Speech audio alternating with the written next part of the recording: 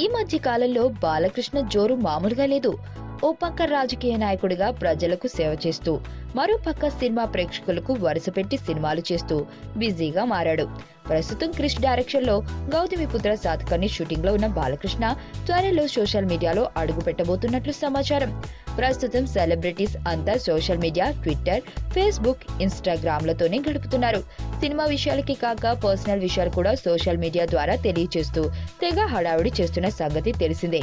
ఇక యంగ్ హీరోలతో పాటు సీనియర్ హీరోలు కూడా సోషల్ మీడియాను వేదికగా చేసుకుంటున్నారు.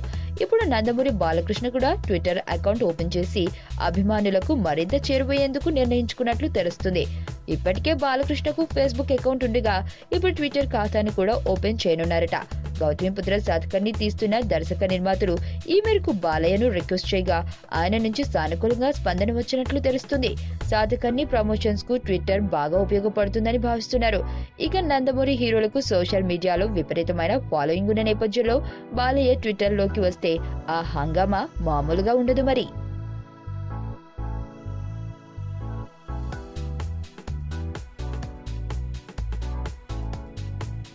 మరణం దేహానికే గాని ఆత్మకు కాదని భగవద్గీత చెప్తుంది.